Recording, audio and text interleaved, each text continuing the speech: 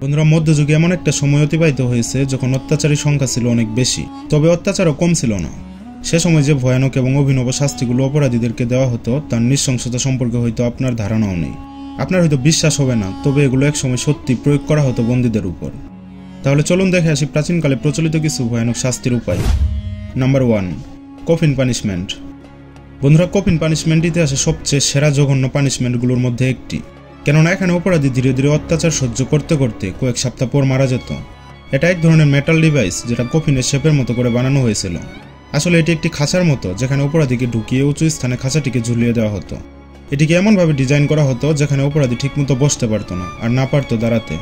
অন্যদেরকে শিক্ষা দেওয়ার জন্য এমন স্থানে এই শাস্তিটি দেওয়া হতো যেখানে প্রতিদিনই সবাই তাকে দেখতে পারে। খাঁচার মধ্যে থাকা মানুষগুলো ক্ষুধা পিপাসায় থরথর করতে করতে 2-3 সপ্তাহ পর মারা যেত। এমনকি সে মারা গেলে তার মরদেহ সেখান থেকে উদ্ধার করা হতো না, যাতে শিয়াল শকুন তার মরদেহ কামড়ে খেতে পারে। চোখ বন্ধ করে একবার অনুভব করে দেখুন শাস্তিটি কতটা জঘন্যতম। Number 2, death by boiling. বন্ধুরা, আমরা সবাই জানি ফুটন্ত গরম পানি আমাদের শরীরের জন্য কতটা ভয়ঙ্কর হতে পারে, কিন্তু আপনি কি বিশ্বাস করবেন ইতিহাসে এমন এক সময় ছিল যখন অপরাধীকে শাস্তি দেওয়ার জন্য ফুটন্ত গরম পানিতে ছেড়ে দেওয়া হতো? শুনতে যদিও বিষয়টি খুবই অদ্ভুত লাগতে পারে, কিন্তু রোম সাম্রাজ্য তাদের অপরাধীদেরকে শাস্তি দেওয়ার জন্য এরকম ভয়াবহ নির্মম উপায় বেছে নিত। এই শাস্তি দেওয়ার প্রক্রিয়া হচ্ছে, প্রথমে একটি বড় পাতিল নেওয়া হয় যেটা ভিতরে পানি অথবা তেল রাখা হয়। তারপর সেই পাতিলের নিচে আগুন জ্বালিয়ে পানি বা তেল গরম করা হয়। তারপর অপরাধীকে সেখানে জীবন্ত ছেড়ে দেওয়া হয়, আর সেখানে গিয়ে অপরাধী সেই ভয়ঙ্কর মৃত্যু স্বাদ উপভোগ করত। এর চেয়ে ভয়ানক মৃত্যু আর কি হতে পারে? নাম্বার 3, গ্যারট। বন্ধুরা, আপনারা এর আগে নিশ্চয়ই অনেক মুভিতে অপরাধীদেরকে ফাঁসি দিতে দেখেছেন। সাধারণত যখন কেউ খুনি প্রমাণিত হয় তখন তাকে দড়িতে ঝুলিয়ে ফাঁসি দেওয়া হয়, কিন্তু 15 দশকের দিকে স্পেনে যখন কোনো অপরাধী খুনি প্রমাণিত হতো তখন তাকে এই নির্মম উপায়ে মৃত্যুদণ্ড দেওয়া হতো। গ্যারট হচ্ছে এক ধরনের লোহার ডিভাইস। এর শেপ অনেকটাই শার্টের কলারের মতো হয়ে থাকে। এর পিছনে ধারালো একটি মেটালের স্ক্রু লাগানো থাকে। অপরাধীদের মাথায় এর ভিতরে ঢুকিয়ে শক্ত করে বেঁধে দেওয়া হতো। তারপর পিছনে থাকা ধারালো স্ক্রুটি অপরাধীর গলার ভিতরে ঢুকিয়ে দেওয়া হতো। তারপর কিছু সময়ের মধ্যে অপরাধী লাফাতে লাফাতে এর ভিতরে মৃত্যুবরণ করত। সাধারণত আপনার আমার শরীরে যদি একটু সুয়ের টুকাও লাগে তাহলে আপনার কেমন লাগবে? তাহলে একবার ভাবুন, যখন অপরাধীর ঘাড়ের ভিতরে এরকম মোটা স্ক্রু ঢুকানো হতো তার কেমন যন্ত্রণা অনুভব হতো।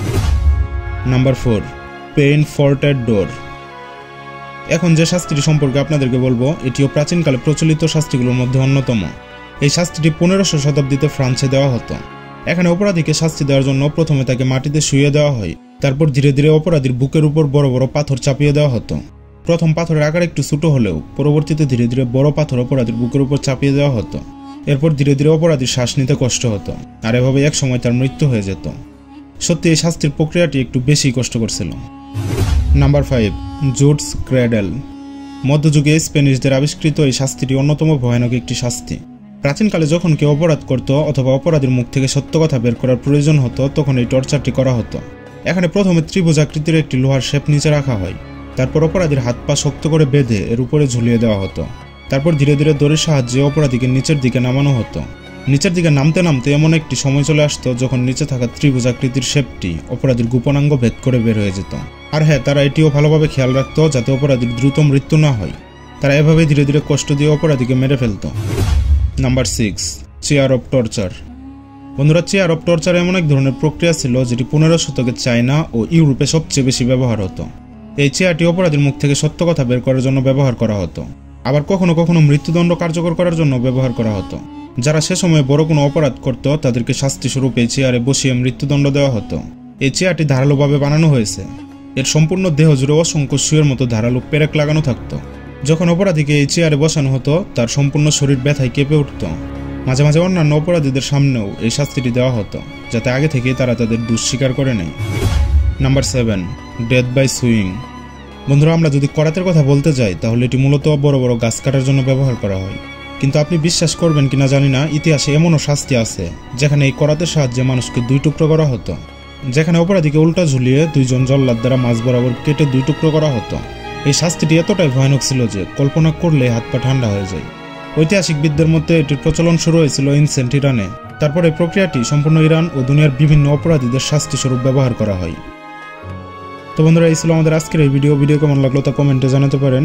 ভিডিও ভালো লেগে থাকলে লাইক করুন, চ্যানেলে প্রথমবার এসে থাকলে প্লিজ সাবস্ক্রাইব করুন।